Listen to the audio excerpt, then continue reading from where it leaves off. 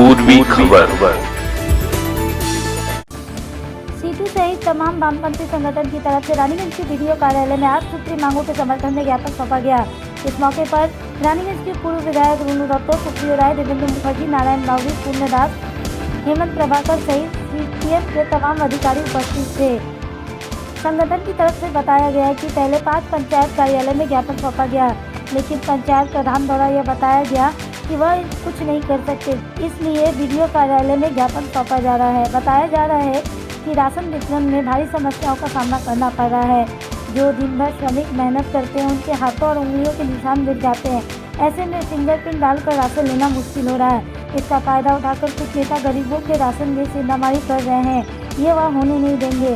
आरोप है कि टीएमसी नेताओं ने पंचायत चुनाव में लूटमार करके चुनाव जीता है और लोगों के पैसों का गबन किया है। आगे जानते हैं पूरी जानकारी।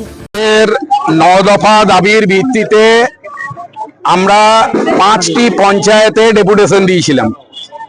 তারপরে আমাদেরকে সেই সময় প্রধানরা জানিয়েছিল যে আমাদের হাতে কোনো ক্ষমতা নেই, যা আছে বিডিও সাহেবের কাছে। আমরা স্বাভাবিকভাবে বিডিও সাহেবকে 4 দিন আগে জানিয়েছিলাম আমরা আজকে সাধারণ মানুষকে নিয়ে আপনার কাছে আসছি। আমরা 9 দফা দাবির ভিত্তিতে ওনার কাছে এসেছি। আমরা যেটা বুঝতে পেরেছি, কার্যত উনি অসহায় হলেও বকলমে উনি তৃণমূলের হয়ে কাজ করার চেষ্টা করছেন। আমরা বলেছি তৃণমূলের হয়ে কাজ করা যাবে না, জনসাধারণের হয়ে কাজ করতে হবে। আর সেটা বাধ্য করার জন্য আমাদের এই সংগঠন, আমরা যারা 5টি সংগঠনের প্রতিনিধি গেছিলাম, আপামর জনসাধারণ এসেছিল, তারা আপনাকে বাধ্য করাবে জনগণের কাজ করার জন্য। রেশনিং ব্যবস্থায় যারা লুটে খায়, খেটে খায় না, তারা এর গুরুত্ব বুঝবে না। যারা খেটে খায়, ইট বালি পাথর মাটিতে যারা কাজ করে, তাদের হচ্ছে আঙুলের চাপ নরমালি থাকে না। এটা আপনারা যারা সাংবাদিক বন্ধু আছেন তারা জানেন।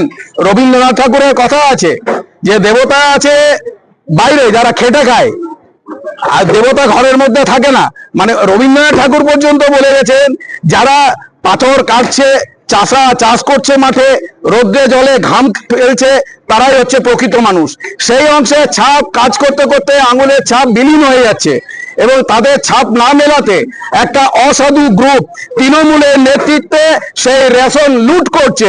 আমরা এই লুটবাজি বন্ধ করার জন্য বলেছি, যাদের ছাপ মিলছে না বিকল্প ব্যবস্থা করে রেশন দিতে হবে।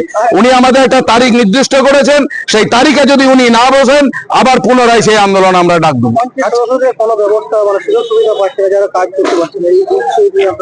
পঞ্চায়েত সদস্য এবং পঞ্চায়েত সমিতি সদস্যদের ওনারা কোনো মর্যাদা দিতে চাইছেন না।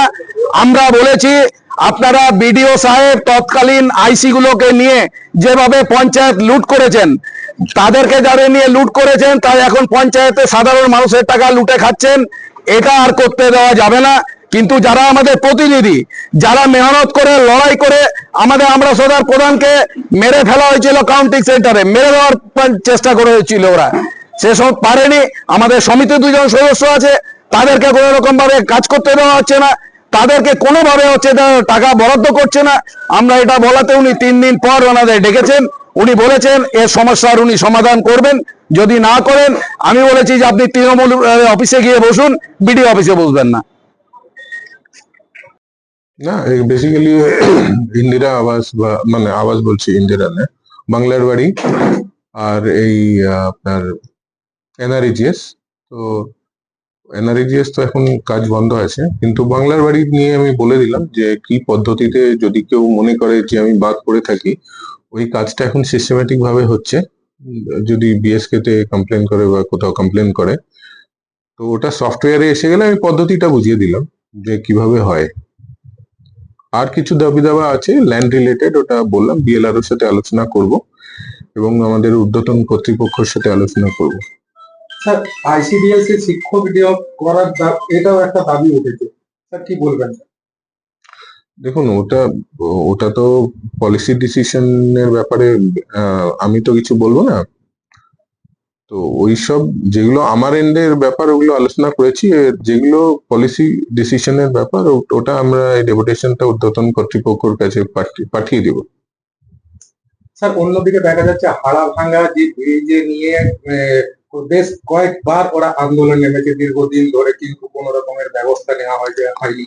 ভিডিও অফিসে তারা দ্বারস্থ হয়েছে। এই বিষয়টা নিয়ে পরে কতটা কি করা হয়েছে স্যার? হারাবাঙ্গার স্কিম একটা বড় স্কিম, ওটা নিয়ে জেলা পরিষদ আর ইসিএল এর মধ্যে কথা চলছে। ইসিএল এর বেশিরভাগ ভেহিকেল ওখানে চলে, তাই জন্য ইসিএল বলেছিল ওটা করে দিবে।